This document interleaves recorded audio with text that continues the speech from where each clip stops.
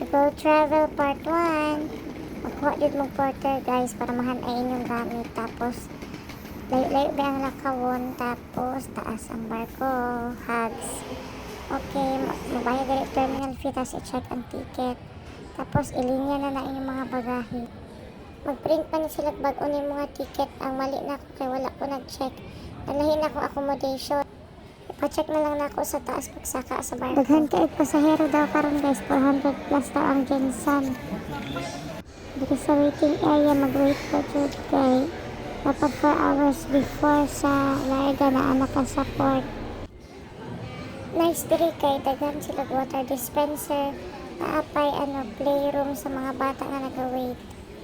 Naapay charging station diri nga free. Kay kini sa ate girl, aluoy ko sa iya ha kay foreigner iyang bana na tigulang unya ginakasaban siya diri. Luwi kay siya na pa siya dalang baby. Kay naadi ay sila nalimtan na bagahe. Gwapa lang anak guys. Nakahuna-huna ko magpalahi na napod kay ako foreigner aw. Okay, while waiting, yatake taghubak. Kay excited? Oh, di ko sure. May nalang ako dalang pangkuan. Rota healer. Mga tambok kay dali ubakon. Okay, daghan na kaig tao guys. Kani laging solo traveler ka. Mangihi lang ka, wala na kay bangko. I-hide yung kaluwasan guys. Asa lang tamulingkod ani. Daghan na kaig pasahero. Paghapit na moabot ang barko, ipaseparate naglingkod ang babae ug lalaki. Kay kapkapan man isa-isa. Kining barko galing na ni siya Davao na ni siya kargadaan na pasahero. Okay, number 2 day ko sa makasaka sa barko. Kay abtik man ta sa pilahan. Tayo kayo na guys.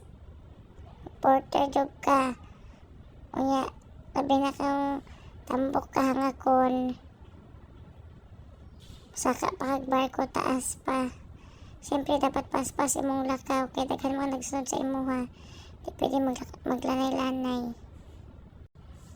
Daghan pod mga coast guard diri na mga baby boys. Dito sa port daghan. Tanawa diri taod-taod. Tapos mga baby boys aw. Nice lang security diri kay daghan sila. Napay K9 bomb squad na dog. Magsimhot-simhot kung nagdala ba kag bulad aw bomb di ay. Kita asti siya nga hagdan. Pagsaka ni mo na mag-welcome sa imo. Tapos na escalator. Nagdako-dako ni na barko. Okay, ang tanong, pila ba dito akong bayad sa ticket? Secret, abangan sa part 2. Barato lang ni guys.